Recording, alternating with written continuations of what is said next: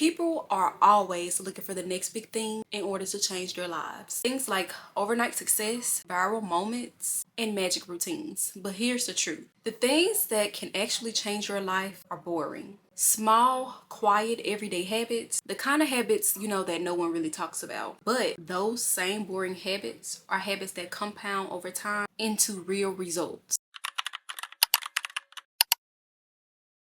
Today, I will be sharing 10 boring habits that quietly changed my life and that can definitely change yours as well. Habit number 1, waking up early. Waking up just 30 to 60 minutes earlier than most people simply gives you uninterrupted time. And I'm going to tell you why that matters. It is said that early risers are more productive and more proactive. Morning people report higher levels of optimism. They exercise more and even have a better mental health. So, I honestly want to suggest that you simply start waking up at least 15 minutes earlier and use that time for things like reflecting, journaling, or planning out your day. This applies to me simply because I am a mom. I have my alarm set for around 6:20, and that's simply because my daughter goes to school. That being said, I have to simply build out my routine from 6:20 to, let's say, around 3:30, 3:45.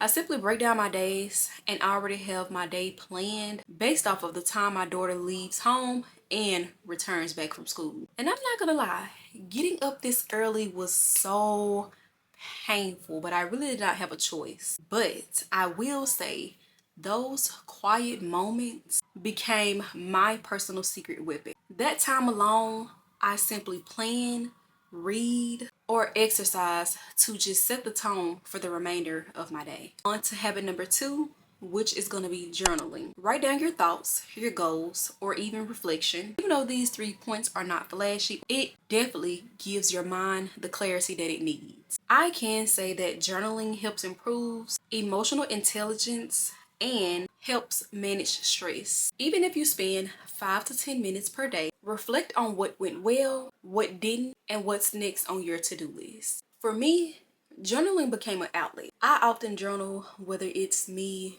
reading my word or reading the Bible, or just taking that time to speak and talk to God about things that my heart desired. Journaling has helped me reflect on my life so much, because when I would accomplish certain goals that I have like written down inside of my journal and I go back and just glance through my journal, it showed me that God was really listening and answering my prayers, the things that I was praying to him about. And it felt good to know that I had the courage to write those things down or to just express myself to God and tell him how I was feeling. And honestly, that was just awesome to me. It feels good to reflect back in your journal or take a look back in your journal to see how far you had already came. So habit number 3, you simply need to make it a habit of reading every single day. Even if you spend 10 to 15 minutes reading daily, it builds knowledge and perspective. Reading improves empathy, cognitive function, and your creativity. You could do things like carrying a book, buying a Kindle, or just keeping a hard copy of a book that you've been wanting to read for some time now. Even short bursts accumulate over months into hundreds of books. The way that I get my reading in is through my studies and when I spend time with God and I'm reading my Bible. I vowed to myself that I would take my studies seriously in school. When you read, you are fueling your brain of information that you once did not know. How can you say that you want to continue to get better, or how can you say you want to know all these different things when you don't even take the time to read?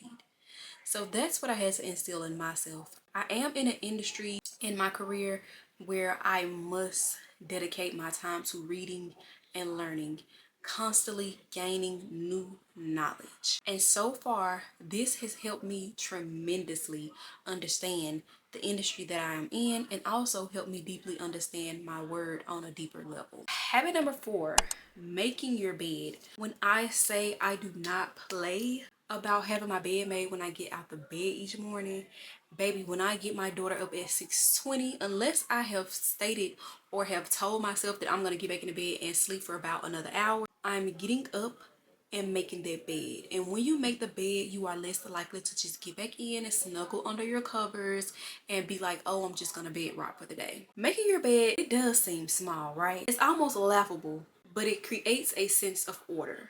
Look at it this way. If you make your bed each day, that is one task that you have completed. This small gesture or this anchor habit simply reinforces discipline. Habit number 5, meal prepping and eating mindfully. Constantly fueling your body with healthier choices is of course boring, but it affects your energy and your performance. We all have been told that planning your meals tends to lead to a healthier lifestyle, and it also saves you time if you are a mom or you are just a busy person working a 9 to 5. Prepping 2 to 3 meals at a time for, let's say, 1 to 2 days will save you so much time, and when you come home you don't have to worry about what's for dinner because you've already prepped your meals, and that alone takes away so much stress off of your day. Sometimes all we want to do is just come home, eat and relax, and enjoy the rest of our evening before it's time to get back up for work the next morning. I can honestly attest and honestly say that when I meal prep, it helps me so much. It gives me such a peace of mind. Just knowing that I do not have to worry about what I'm gonna cook for dinner, or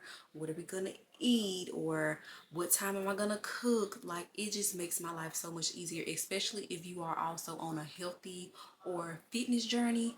Meal prepping is life saving. Habit number 6, daily movement. Exercises does not need to be intense. You can walk, you can stretch, or you can go for a light jog. Regular movement improves your memory, reduces your stress levels, and boosts your metabolism. Treat working out as if it was a part of your work schedule. Setting aside 10 to 20 minutes each day will make you become more consistent without your workout routines feeling so extreme or dramatic.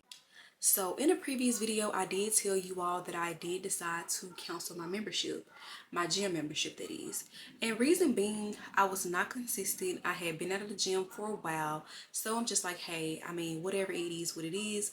The gym owners, they were basically just getting a free $35 a month off of me.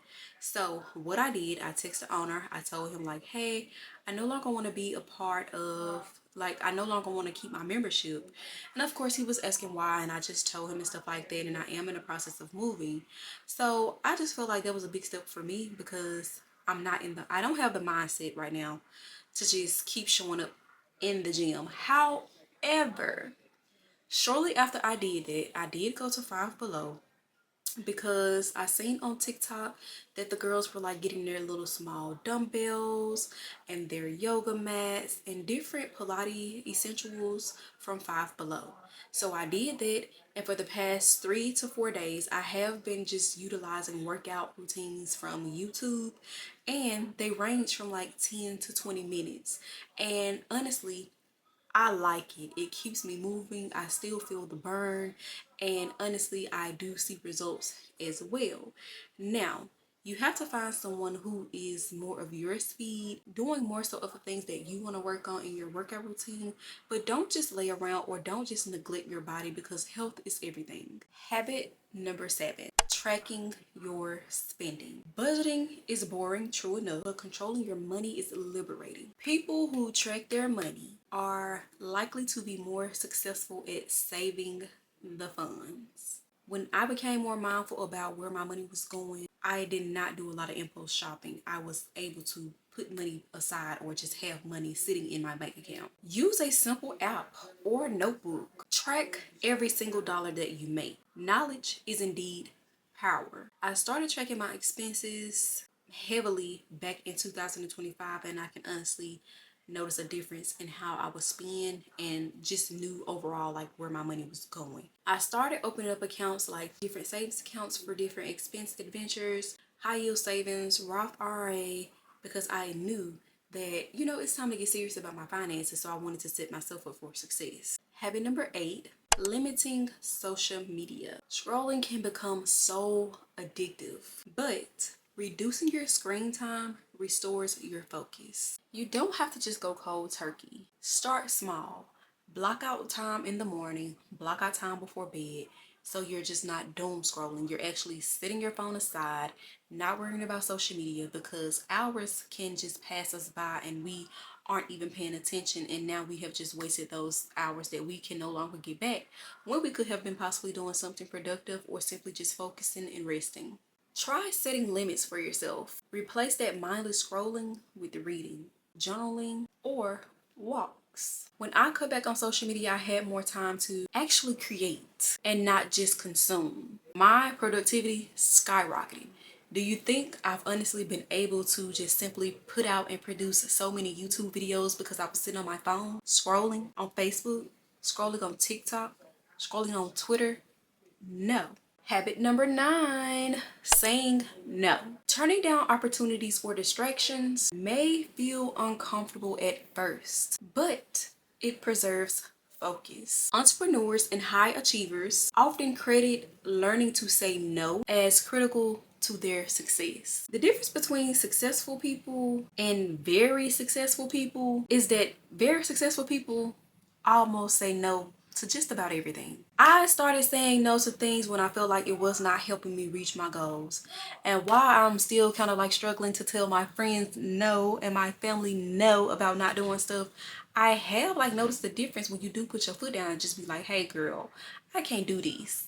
I'm trying to reach this goal, so circle back and we'll hang out when I actually accomplish something. Suddenly my calendar had space to grow, focus, and reflect. Saying no equals to less chaos and more results. And the final habit, number 10, reflecting weekly. A weekly review habit lets you adjust course before mistakes compound. Reflection keeps you accountable, consistent, and mindful. Every Sunday, I review my wins, I review what I could have done better, and the lessons that I have learned from that past week. It's boring, true enough, but it ensures that I don't drift aimlessly. Over months, I've made steady progress in almost every area of my life. None of these habits are flashy. None of them would actually make you famous overnight. But here's the real secret. They quietly compound into real, lasting change. They build discipline, focus, energy, and your confidence. So pick one habit from today. Start small, start boring. But the most important thing for you to do is just to start. And this is because sometimes boring or being boring is a superpower that no one talks enough about. And to be truthful, that honestly quietly changes everything. So